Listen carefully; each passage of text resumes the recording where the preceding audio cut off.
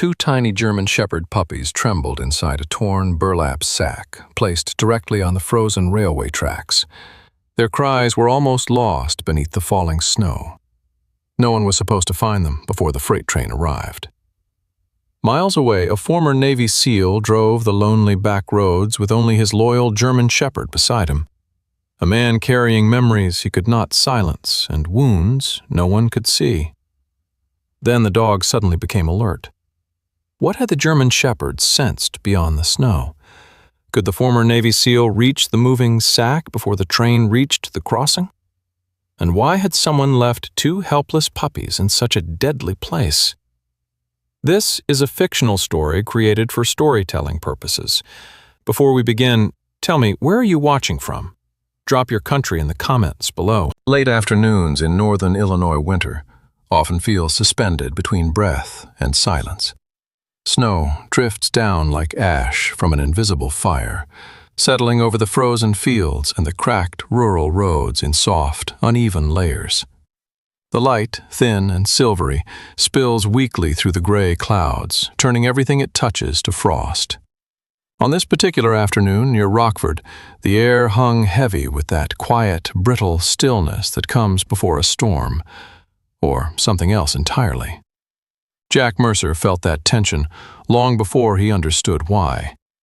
He had been driving the snow-laced back roads for nearly an hour, his tires crunching over thin ice, the sound echoing faintly in the cold. The heater coughed warm air into the cabin, but it couldn't quite chase away the chill that had settled somewhere deeper than skin.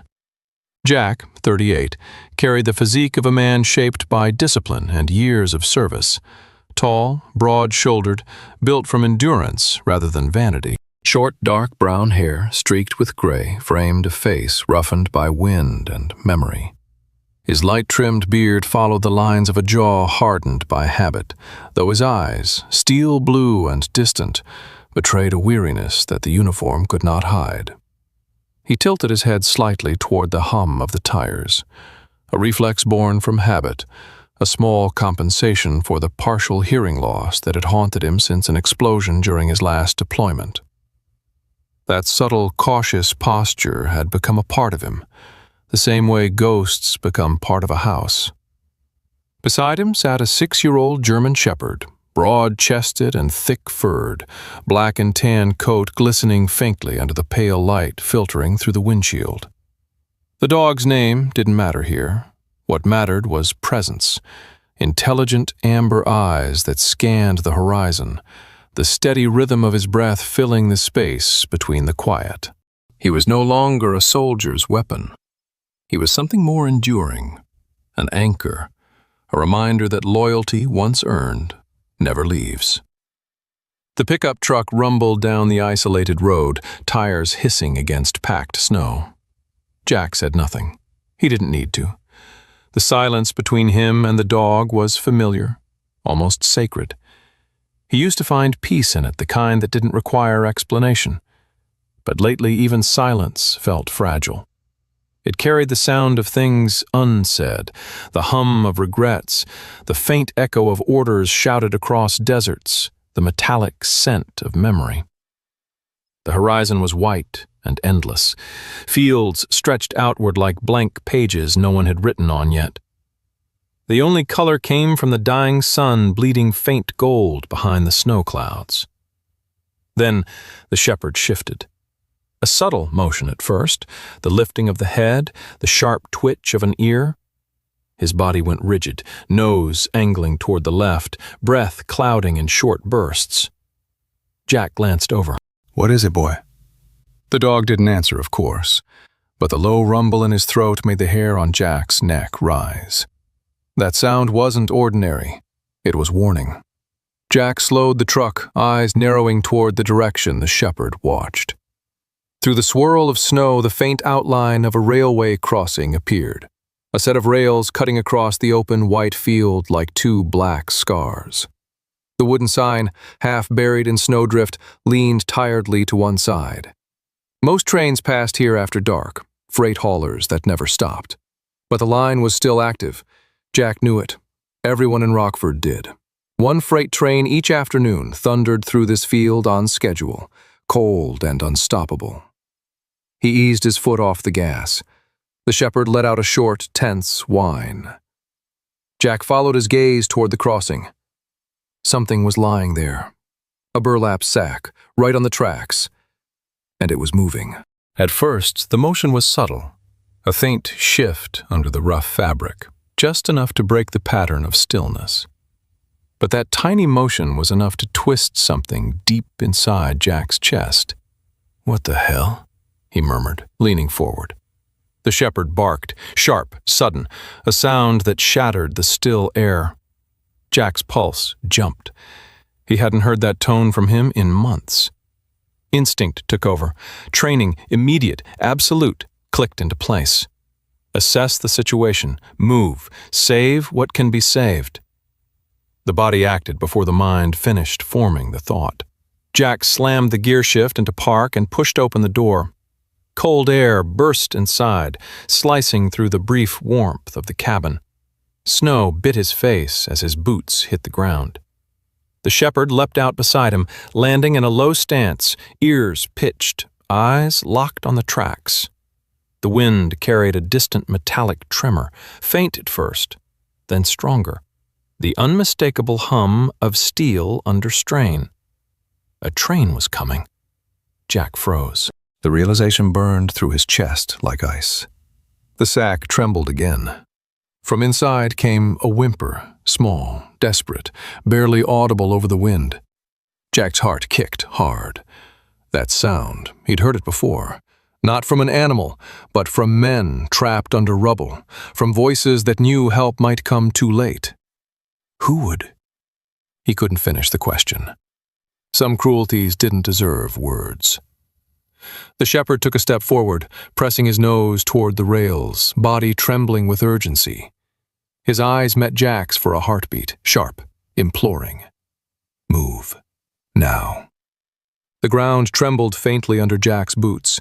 The whistle followed, distant but growing. The train was coming fast, too fast. Jack's breath fogged thick in the air. He started running. Gravel cracked and slid beneath him, snow scattering with every stride. The shepherd sprinted beside him, paws clawing at the icy ground. The wind howled against them both. The sack shuddered again. The faintest cry carried through the cold, a sound of life refusing to give up. The rails gleamed ahead, slick with frost. The train's horn roared louder now, vibrating through his ribs, echoing through his skull. He knew this feeling, this sound. He'd heard it before, when seconds meant the difference between rescue and ruin. And he had failed once before, too late, too human. Not this time. Jack ran harder, the sting of cold air cutting his lungs. Snow sprayed behind his boots. The shepherd barked once, sharp and commanding, as if to remind him to keep going. The ground shook harder now. The massive headlight of the oncoming train burned through the snowfall, a blinding spear of white hurtling toward them. Jack's heart pounded like gunfire. He had seconds, no more. He dove forward, boots skidding across the frozen gravel, arms outstretched.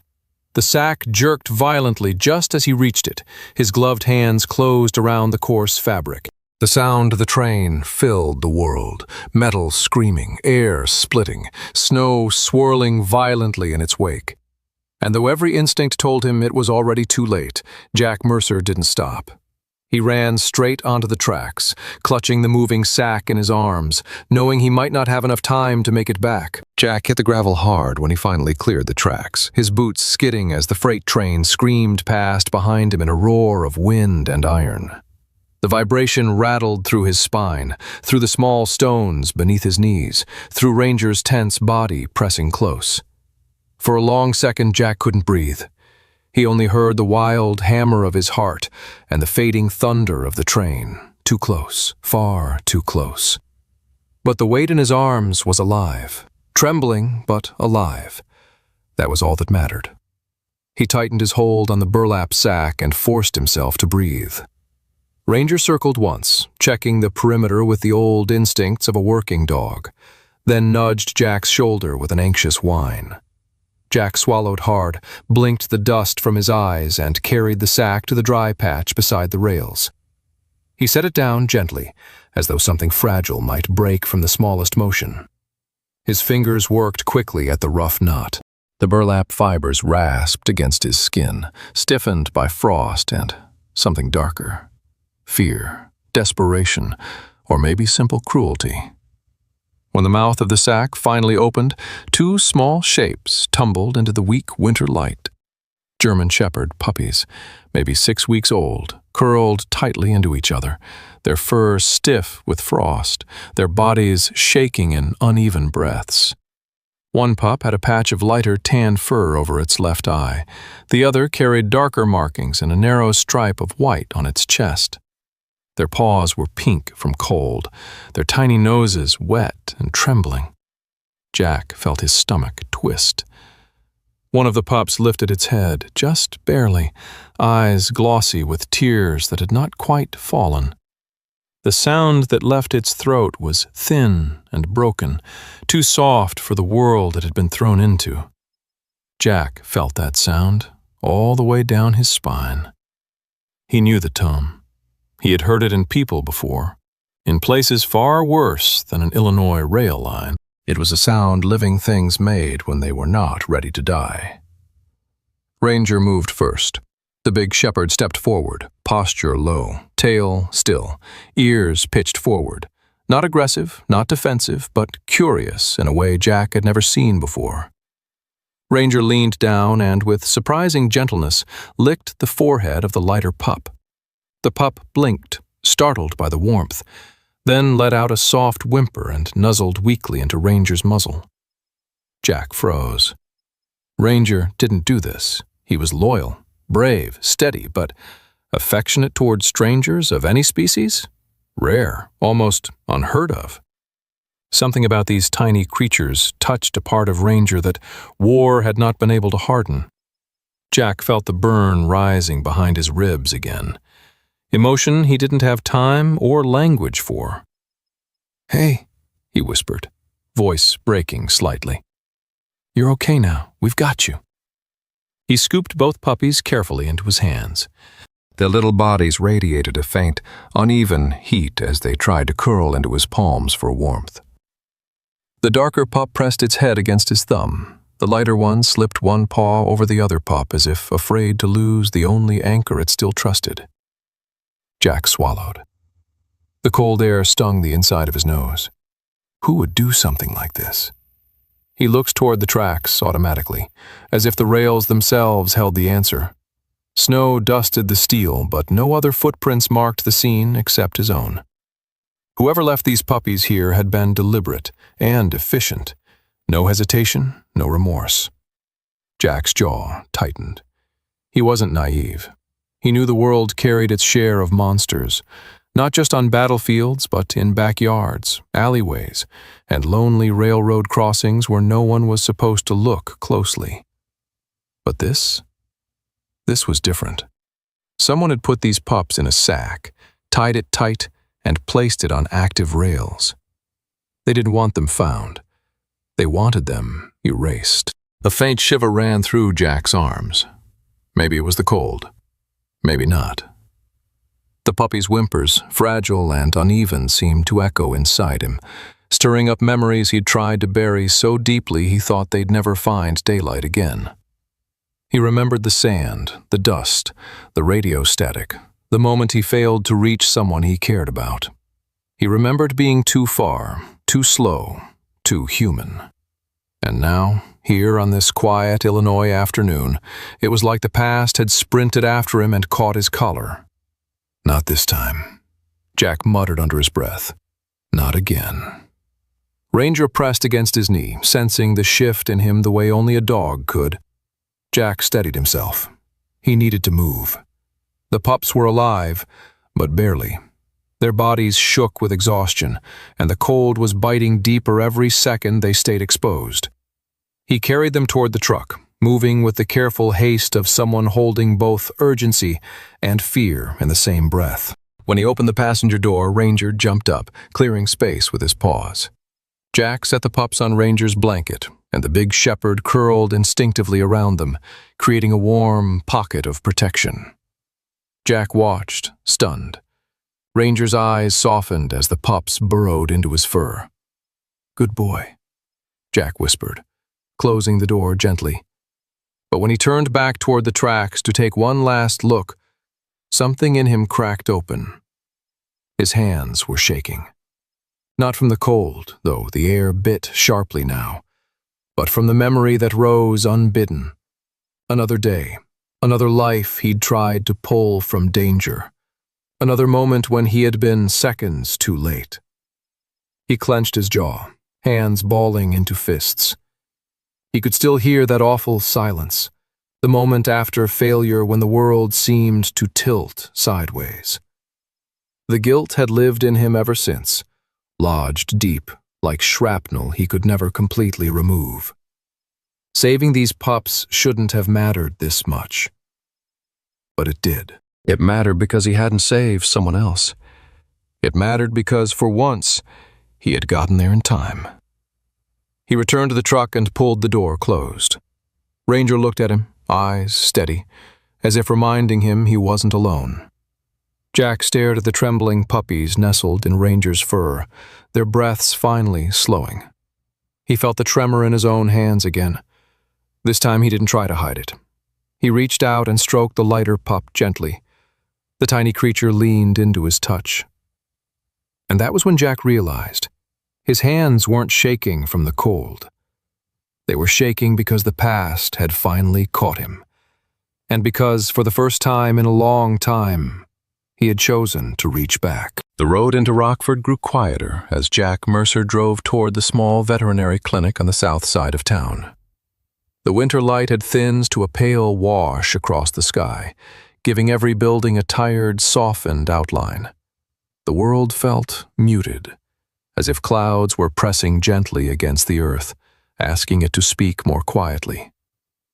In the cab of the truck, the only sounds were the soft breathing of the two puppies nestled in Ranger's fur, and the faint hum of the heater struggling against the cold. Jack kept glancing at the rearview mirror, not for cars, but for himself. He could see the slight tremor in the hand gripping the wheel. He forced his fingers to relax. They obeyed, but the unease beneath them did not. He didn't know why this shook him so deeply. Maybe because the pups were so small. Maybe because their fear mirrored something he had been trying not to name for months. Maybe because somewhere out there a mother dog was still missing, and the thought of what she might be enduring pinned a sharp nail into his chest. Ranger lay curled protectively around the pups on the seat beside him. His stare remained forward, unblinking, alert. Every few moments, he lowered his head to nuzzle the lighter-colored puppy, as if checking to ensure both were still breathing. It wasn't behavior Jack expected from Ranger, not because Ranger lacked kindness, but because he had spent years training to be mission-focused. His gentleness now held the same weight as a soldier laying down arms for something fragile. Jack exhaled, long and slow. "I know, boy. I'm worried too." When the clinic appeared, it looked more like an old farmhouse than a medical building. The wooden sign out front read, "McRae Veterinary Care," hand-painted in green letters that had begun to peel. A white picket fence framed the property, uneven in places but lovingly maintained. A few potted winter plants, leafless yet carefully arranged, sat near the door. Whoever tended them did so with intent, not decoration. Jack parked, gathered the pups carefully into his arms, and stepped out. Their tiny bodies shivered against each other. The cold still burrowed deep into their bones. Ranger hopped out immediately, staying close enough that Jack felt his warmth even through his jacket.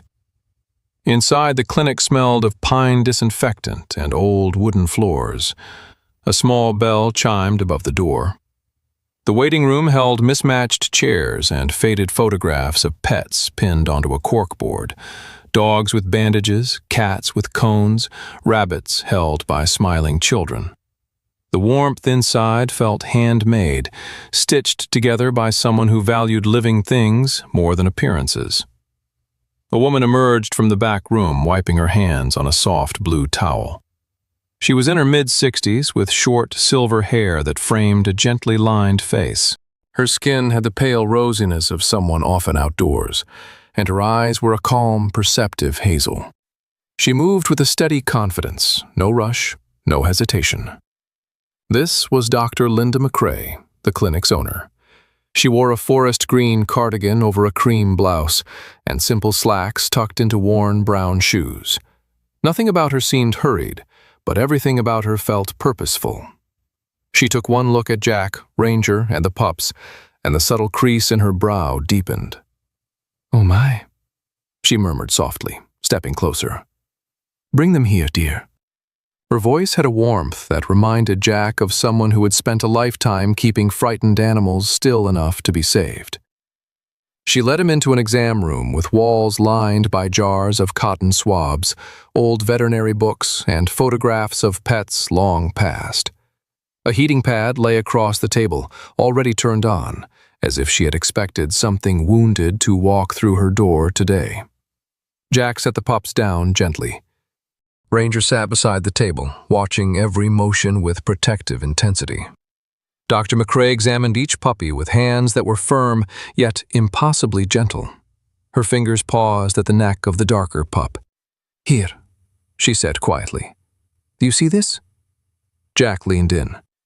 Beneath the fur, a faint ring of irritated skin, like a necklace of pain, circled the pup's throat. "A wire," she continued. "Or a rope. Something was tied tightly. Recently."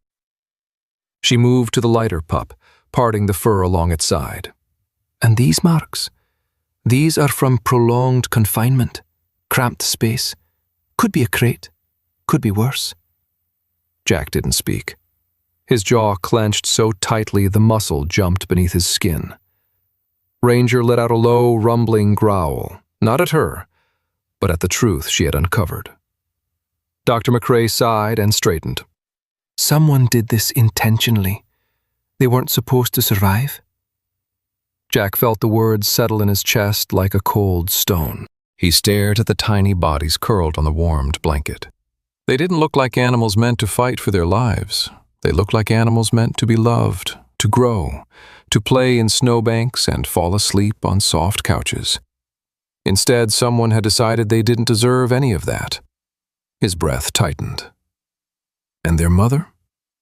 Dr. McCrae slowly shook her head. "Not with them, obviously.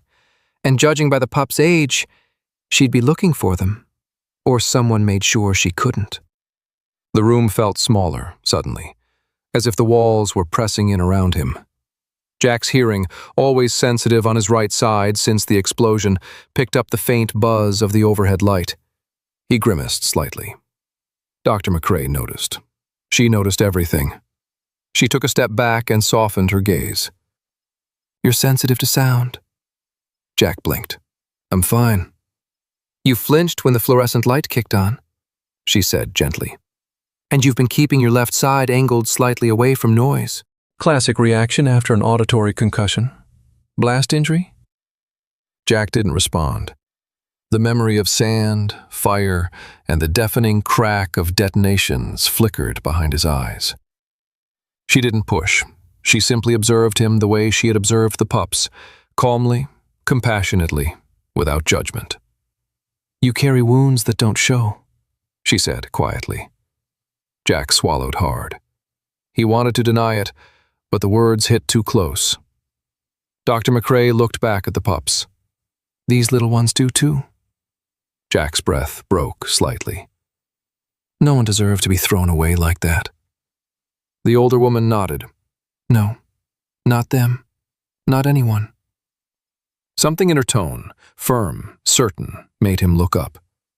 For a moment he felt seen in a way that unsettled him. It wasn't pity, it was recognition.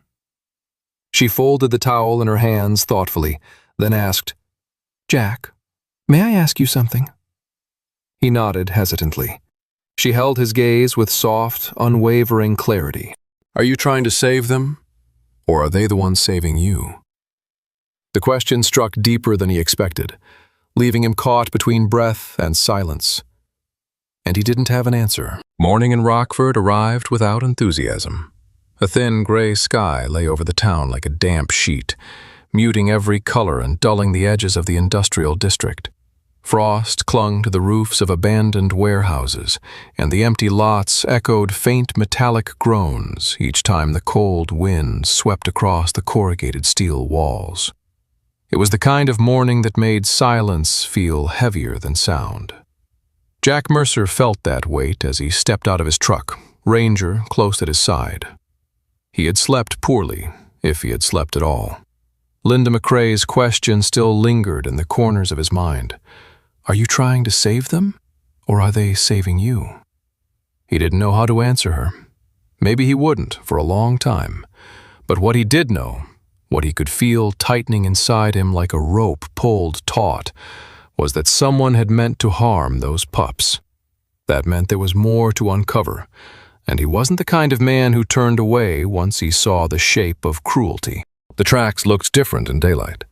Snow had fallen in a thin layer overnight, smoothing the ground like a blank page waiting to be written on. But blank pages often held secrets beneath their surface. Jack knelt near the rail where he had dragged the burlap sack the night before. Ranger sniffed around him, nose twitching, posture alert but controlled. Then Jack saw it. A distinct indentation in the snow, too large for a small dog, too clean to be wind-made. A boot print. The heel was worn in a way that suggested heavy use, and the tread pattern was uneven on one side, meaning the wearer walked with a slight inward tilt. A person with an old injury? Or simply someone who didn't care for their equipment? He followed the prints with steady, deliberate steps. They continued beside the rails, then veered sharply toward a chain-link fence topped with barbed wire. Someone had pried up the bottom edge just enough to slip through.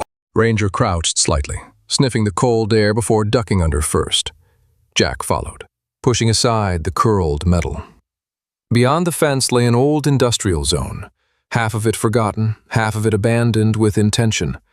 Cracked pavement, rusted dumpsters, broken pallets half buried in snow. To Jack, it felt like a graveyard of purpose, a place where things once meant to be useful were now discarded.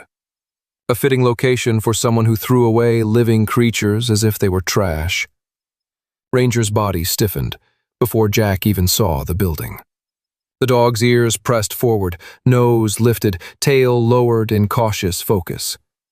He guided Jack toward a long, low warehouse with metal siding faded from blue to dull gray. Several windows were shattered, their jagged edges rimed with frost. The main door hung crookedly from a single hinge, swaying slightly each time the wind passed. Jack approached with careful steps, his breath misting in the cold. Ranger paused at the threshold and emitted a low, uneasy whine. Not fear, but a wary recognition of something wrong inside. Jack placed a hand gently on Ranger's back. "It's okay," he murmured. "Let's see what's in there." Inside, the warehouse smelled of dust, mold, and something far more unpleasant. Old dog feces layered into the concrete, sharp and acrid. The air was cold enough to sting Jack's lungs. Weak daylight filtered through the broken windows, casting jagged shapes across the floor. What caught Jack's eye first was a length of coarse rope lying in a loose coil near the wall. He knelt, lifting it gently. The fibers were frayed, stiff and stained. A knot had been undone recently, its shape still slightly compressed. Nearby lay another burlap sack, shredded in several places. It bore the same coarse weave as the one he had pulled from the tracks. Jack's jaw tightened.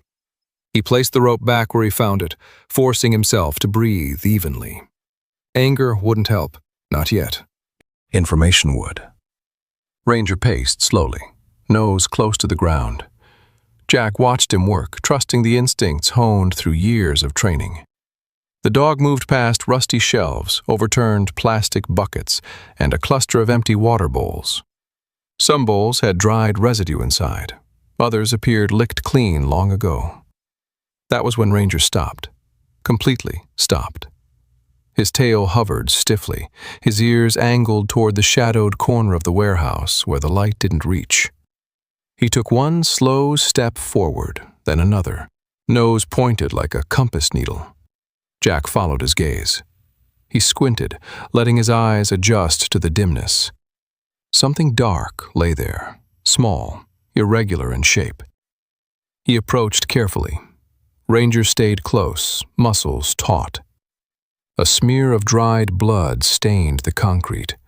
Not enough to suggest a death, but enough to show injury. Next to it, faint paw prints, larger than those of the puppies, trailed outward before fading into a darker part of the floor. Jack lowered himself to one knee, brushing a gloved finger lightly across the dried stain. The blood was not fresh, but neither was it old enough to be ignored. "Could be the mother," he whispered, more to himself than to Ranger. The realization landed hard in his chest. He had saved the puppies, but their mother, somewhere out there, might still be alive. Alive and hurt. Alive and searching. Or worse, alive and unable to reach her pups because someone had made sure she couldn't. He stood, scanning the room again. Chains hung from a beam overhead, rust spotted but not untouched by recent use.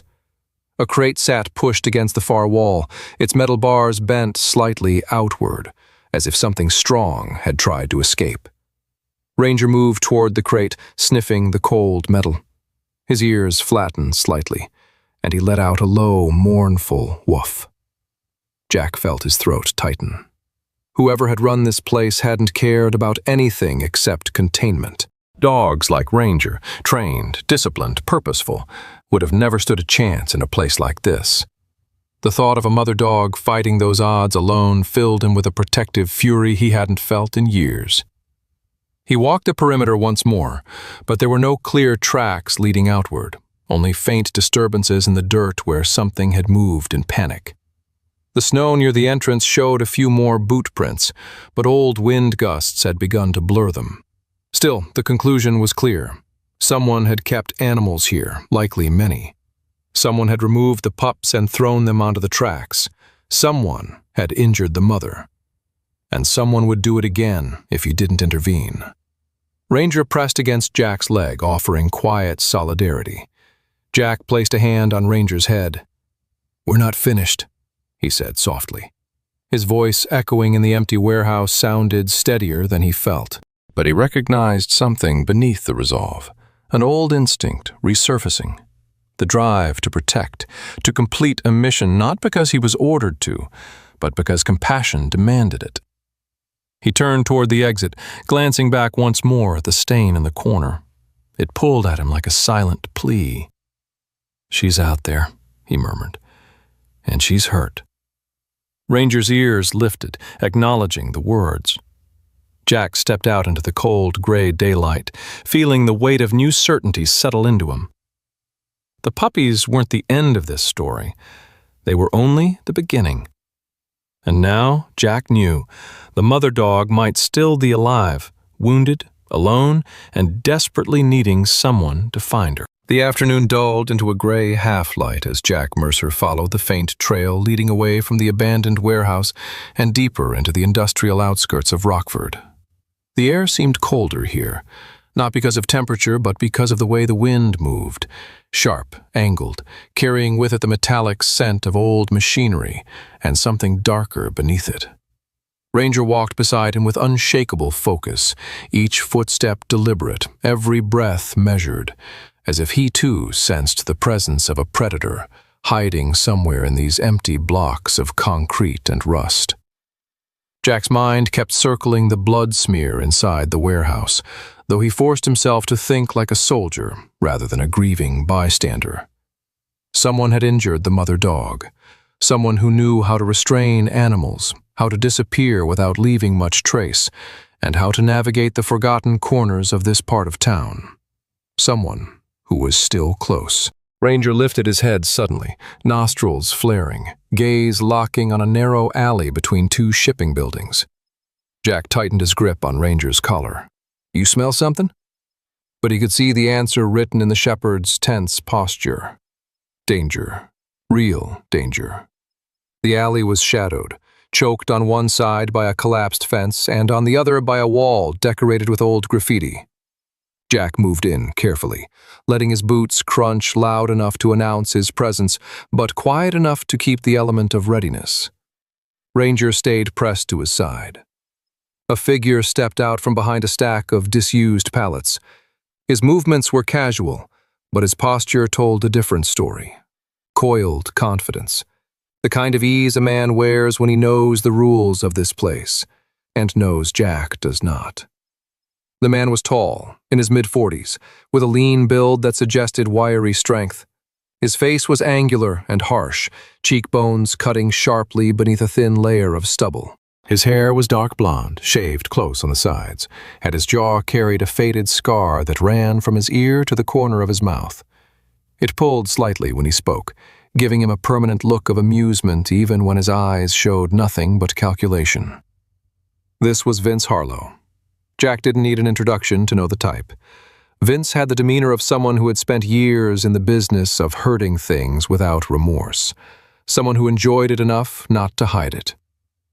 "Well," Vince drawled, his voice rough with cigarette wear, "if it isn't the hero of the rails."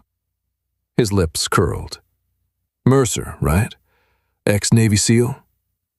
Jack froze for a second, not because Vince knew him, but because of the way he said it, like it was a weakness. Ranger stepped forward, planting himself between Jack and the stranger, body rigid and protective. His teeth did not show, but the warning in his stance was unmistakable. Vince only smirked. "You've caused a stir," Vince continued calmly, as if discussing the weather. "Word gets around. You took something that wasn't yours." Jack felt a slow, steady burn spread in his chest. Those puppies weren't property. Vince tilted his head, amused. Everything's property to someone who knows how to use it. His eyes glinted dangerously. Their mother had potential. Strong build, good instincts. Could have made money if she hadn't stopped performing. But when they break... He shrugged. "We cut them loose." The memory of the warehouse, the blood on the concrete, flashed violently through Jack's mind. Ranger growled, deep and low. Vince ignored him. Jack stepped forward, fists clenching at his sides. "You threw those pups on a train track. You wanted them dead." Vince raised a brow. "I placed them where they wouldn't be missed. There's a difference." Ranger let out another growl, louder this time. Vince pointed a lazy finger at the shepherd. "Control your dog." Jack didn't move. "He's sensing something I already know." Vince chuckled. "That you're out of your depth?" "No," Jack said, voice steady. "That you hurt their mother." Vince paused, not long enough to deny it, just long enough to confirm it. His smirk faded into something colder. "She stopped being useful, so we let nature decide." Jack's pulse jumped. Nature didn't tie a rope around her neck. A spark of irritation flared behind Vince's eyes. "You don't know the first thing about survival out here, Mercer."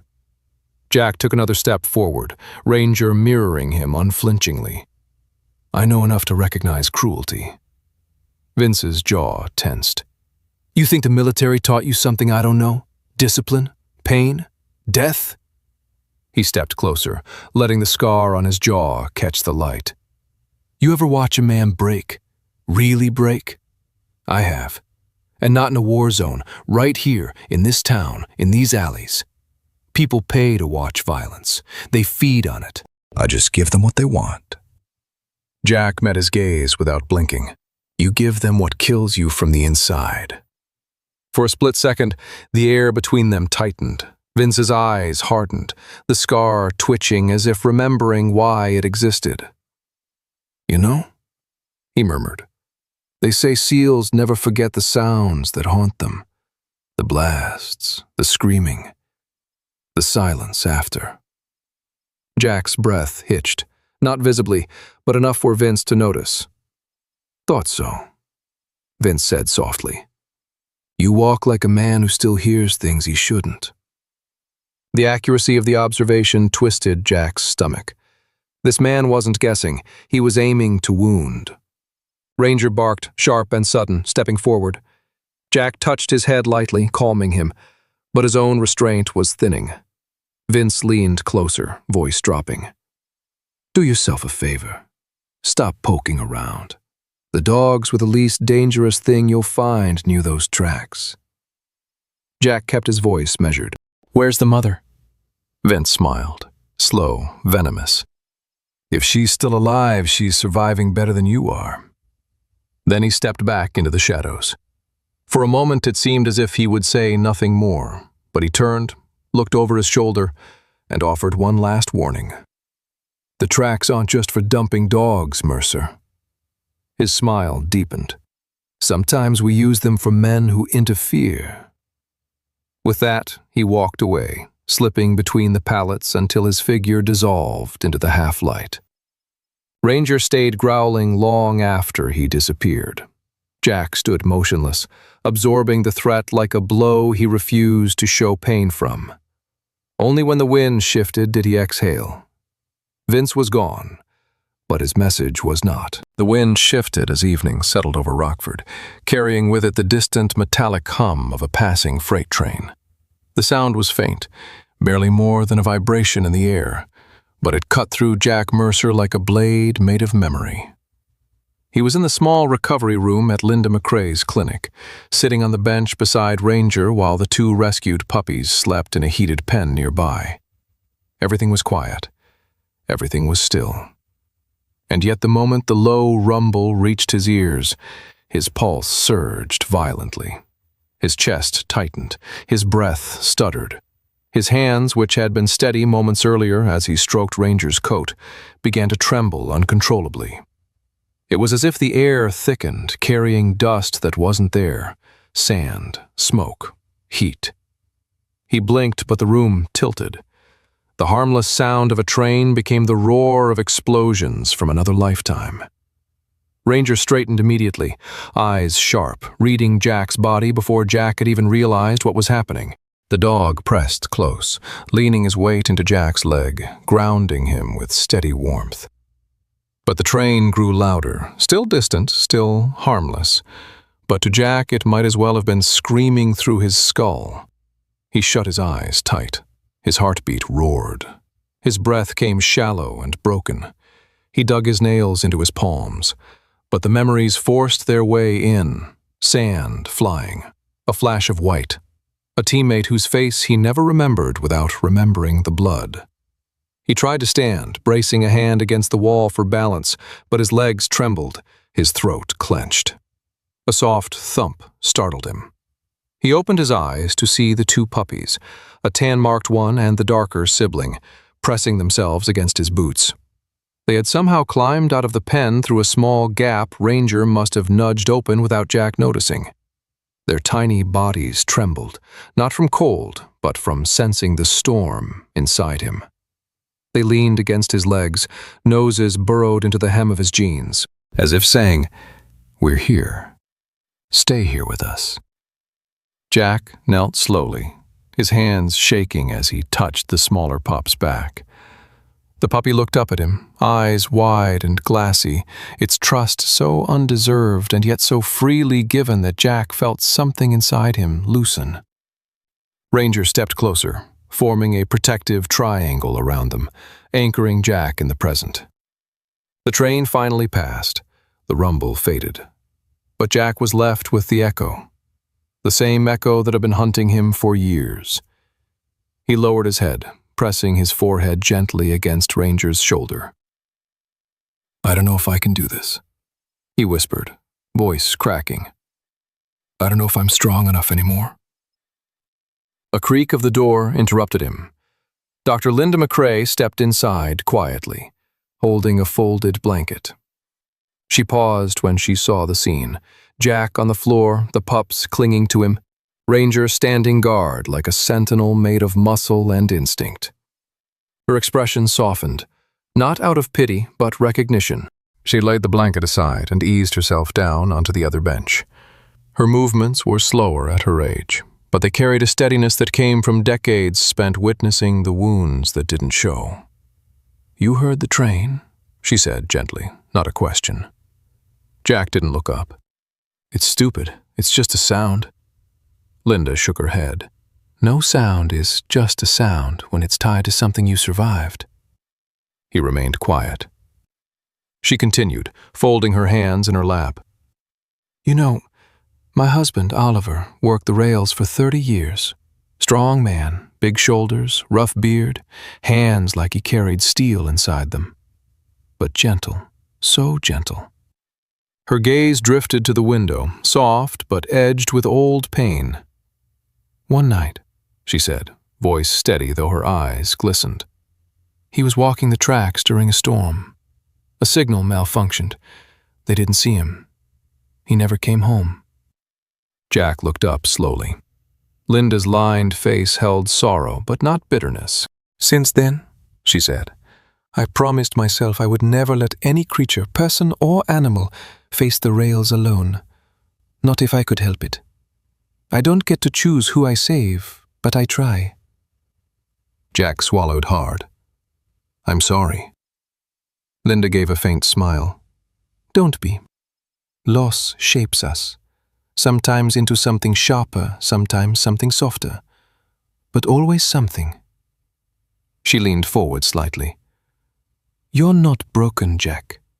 You're wounded. There's a difference." Jack looked down again at the puppies pressed against him, their breaths warm against his palms.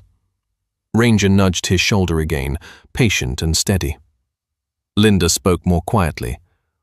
"Those puppies aren't clinging to you because you're weak. They're clinging to you because you're the first safe thing they've ever known." Jack closed his eyes, letting her words sink in. Outside, another faint train horn echoed in the distance. This time his breath didn't stutter, not as sharply, perhaps because 3 lives were grounding him instead of none. He stood slowly, gently setting the pups back onto their warmed bedding. Then he straightened, inhaling the cold, clinic air deeply, as if drawing something new into his lungs. Linda rose as well, adjusting her cardigan. "So, what will you do now?" Jack didn't need to think long. The image of the bloodstain in the warehouse flashed across his mind. The mother dog, injured, alone, terrified, was somewhere out there. She wasn't disposable. She wasn't lost. Not yet. "I'm going back," Jack said firmly. "To the warehouse, to wherever the trail goes. I'm finding her." Linda studied him with a quiet, approving sadness. "Be careful. Vince Harlow isn't a man who forgets threats."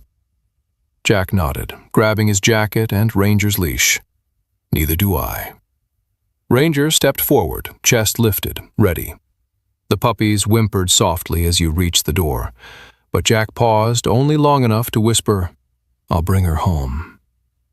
And for the first time in years, Jack wasn't reacting to danger. He was choosing to face it. He was choosing to fight again. He stepped out into the evening wind, Ranger at his side, and headed back toward the place where fear had lived, and where he intended to replace it with something else. Night settled over the industrial district with a kind of darkness that felt deliberate. Thick, oil-slick black, puddled between abandoned buildings and stretching across the cracked concrete like a warning. The moon was hidden behind a veil of clouds. Only the faint amber glow of distant streetlights seeped into the edges of the warehouse row, giving everything the washed-out look of an old photograph someone had tried too hard to forget. Jack Mercer moved through that darkness with Ranger at his heel, each step silent, each breath controlled. The cold bit at his face, but it only sharpened his resolve. He had spent years avoiding conflict, years letting his past dictate the distance he kept from other people, other lives. But tonight, something inside him had shifted. For the first time since the explosion overseas, the one that took his teammate, the one whose sound had lived inside his skull, Jack wasn't running away from a battlefield. He was walking toward one. Ranger stops nearly near the warped metal doorway of the warehouse, the same one Jack had searched earlier. The shepherd's ears perked, nose twitching as he caught a scent both familiar and wrong. Jack crouched beside him, placing a steadying hand on the dog's shoulder. "You smell her, don't you?" Ranger didn't move, but his stillness was answer enough. Jack eased himself inside. The warehouse looked more sinister at night. Shadows clung to the walls like bruises, and the metallic scent of old blood seemed sharper without the distraction of daylight. Ranger guided him forward, nose close to the ground. They moved past the old crates, past the bent metal bars, past the stain on the floor that had led Jack here hours before. Then Ranger froze. His muscles tensed. He stepped forward with small, trembling caution. Jack followed his gaze into the far corner, an area he had barely glimpsed earlier. Now, in the dim glow of his flashlight, he saw the shape he had missed. A German shepherd, thin, trembling, her coat once rich, black and tan, now dulled with dirt and streaked with dried blood. Her ribs showed sharply beneath her fur. Her right hind leg was twisted awkwardly beneath her, swollen and bruised. And around her neck, biting into her skin, was a chain padlocked to a thick wooden post. Jack's breath caught. "Oh, God." The mother dog lifted her head weakly at the sound of his voice. Her eyes, deep, amber, and clouded with exhaustion, held a sharpness that didn't match her frail body. She didn't growl, she didn't cower. She simply watched him, every muscle taut with protective instinct despite her pain. Jack knelt slowly, letting her see every movement. "Easy, girl. I'm here to help." His voice softened in a way he hadn't heard in himself for years. Ranger stayed behind him, lowering himself onto his belly, a gesture of respect and non-threat, a language only dogs truly spoke. The mother dog sniffed the air. Her ears twitched. Then, hesitantly, she pushed her nose forward the smallest inch, as if confirming that Jack carried the scent of her puppies. Her body sagged with relief. Jack felt something inside his chest loosen. He reached for the chain. The padlock was old but sturdy, metal weathered and stubborn. He braced himself to break it manually when a sound behind him froze the air. Footsteps. Slow. Heavy.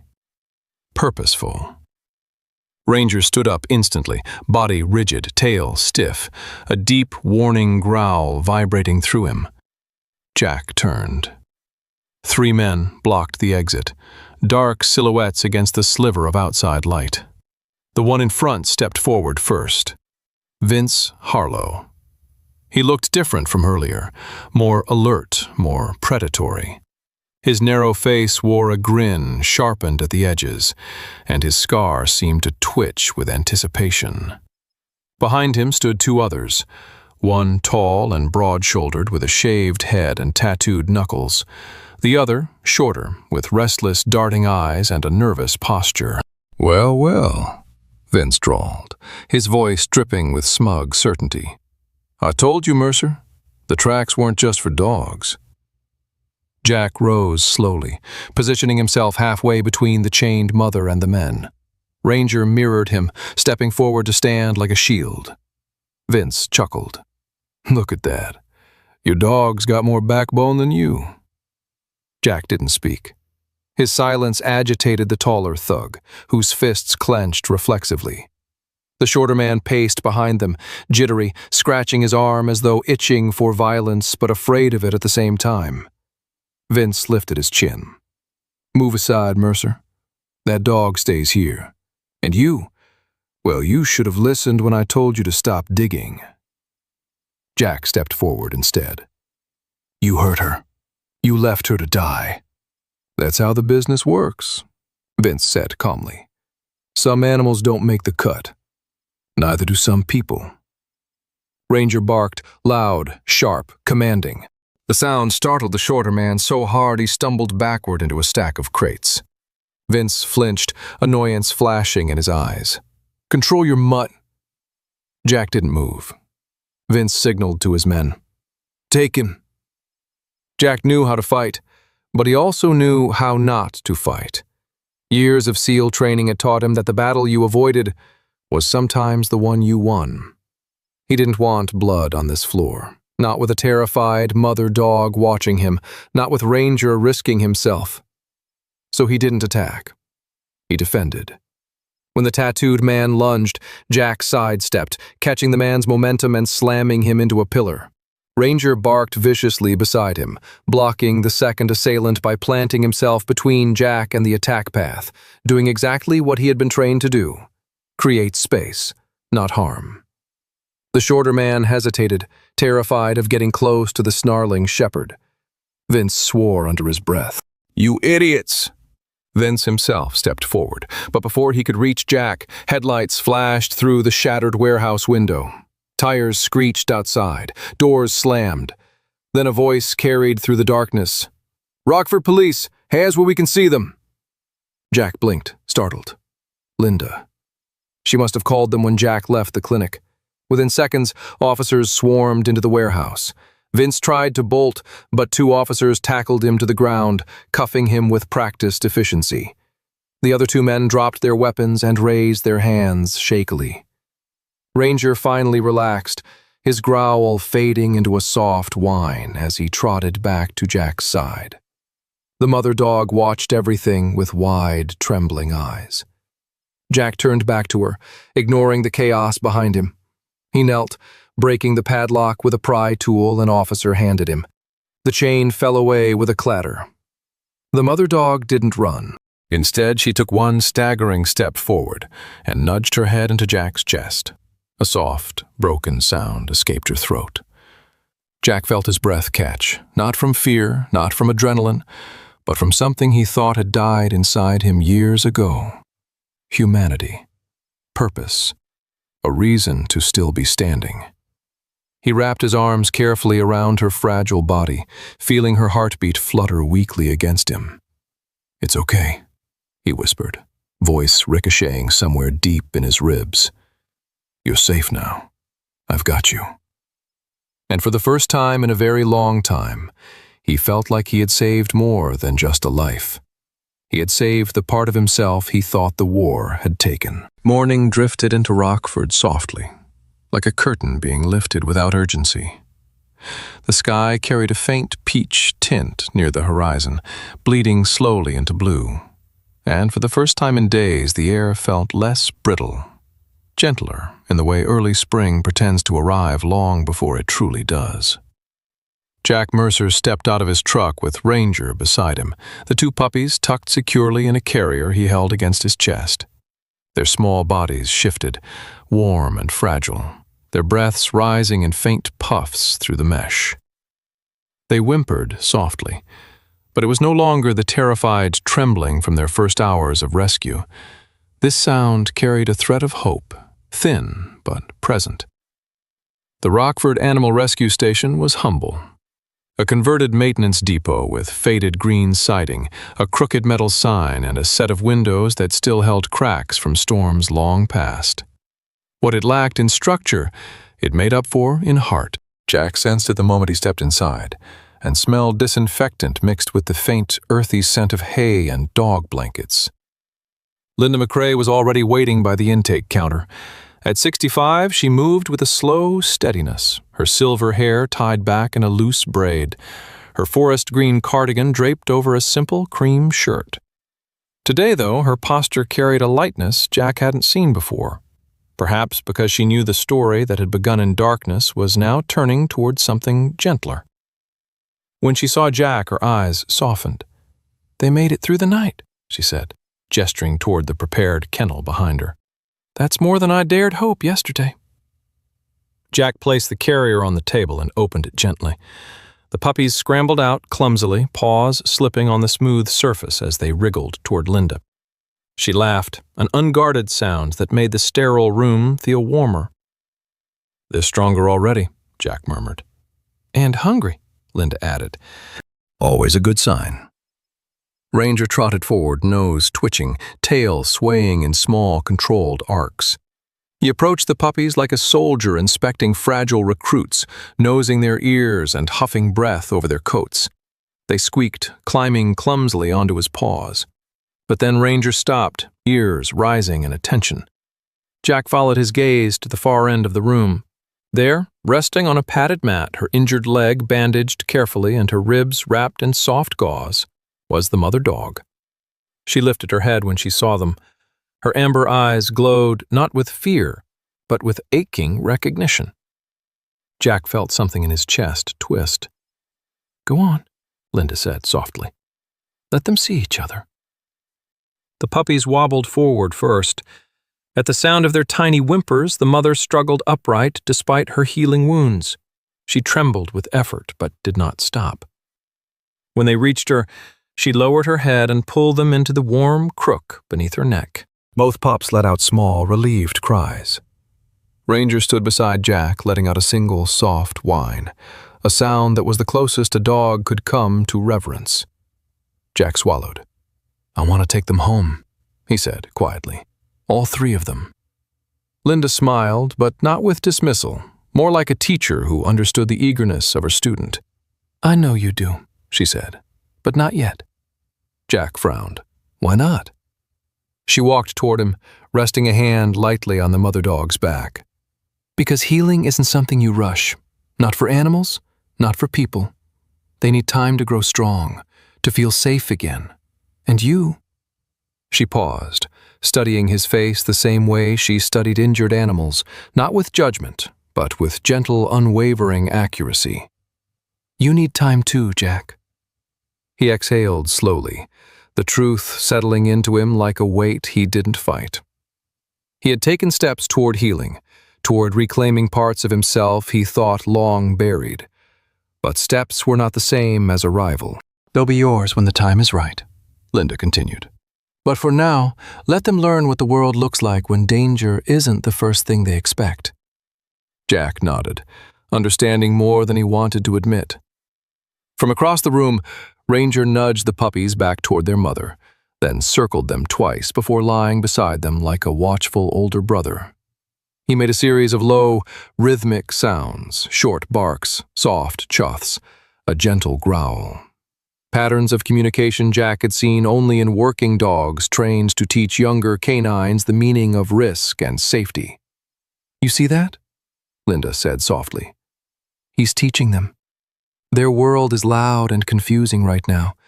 Ranger is showing them what sounds mean danger and what sounds mean home." Jack watched, stunned by the quiet complexity of the moment. He had spent years believing dogs followed him because of training, discipline, rank.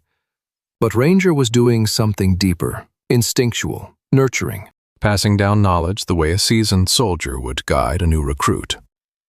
Jack whispered, "I didn't know dogs did that."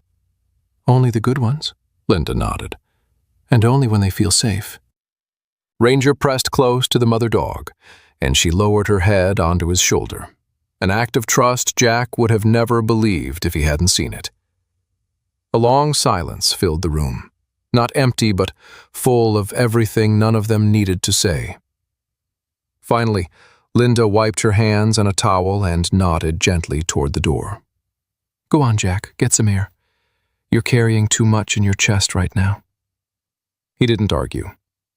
Ranger barked once, as if acknowledging that the pups would be guarded in his absence. Jack stepped outside. The wind carried the faint whisper of a train horn far in the distance, but for the first time, the sound didn't send a tremor through him. Not because it meant nothing, because it meant something different now. He made his way back to the tracks where it had begun. The snow had thinned, leaving patches of gravel exposed. The metal rails gleamed in the pale morning light. At the spot where he had found the burlap sack, the wind caught a torn remnant of its fabric and blew it upward in a gentle spiral before letting it drift back down. It landed near his boot, no longer heavy with fear. Jack bent, picked up the scrap, and held it between his fingers. What was once a symbol of cruelty now felt like something else entirely. A beginning. A turning. a reminder that even the broken pieces of a story could lead somewhere worth going. Ranger trotted up behind him, pressing his warm side against Jack's leg. Together, they stood listening to the distant hum of the train, not as a trigger, not as a threat, but as a marker of the moment everything had changed. The journey wasn't over, not for the mother dog, not for the pups, not for Jack Mercer. But for the first time, he didn't feel afraid of the road ahead. He felt ready. In the end, this wasn't just a story about a man, a dog, and 2 tiny lives rescued from the cold. It was a quiet reminder that miracles still happen in the smallest, most unexpected moments. Some people call it coincidence, others call it luck. But many of us know that sometimes God places us exactly where we need to be, at the exact second a life needs saving. And in those moments, when broken souls meet broken souls, something sacred begins to heal. Jack Mercer thought he was the one doing the rescuing. Yet what he found was that compassion restores the human heart just as powerfully as it saves the fragile. Maybe that is the lesson for all of us, that in everyday life, on the roads we travel, in the people we meet, in the quiet choices we make, we are given chances to be instruments of grace. Not perfect, not unscarred, but willing. And that willingness is where the miracle begins. If this story touched you, I invite you to share it with someone who might need a reminder that goodness still breathes in this world. Leave a comment telling us where you're watching from, and subscribe for more stories of hope, courage, and second chances. May God watch over you and your loved ones, and may every new day bring you closer to the light He intends for your path.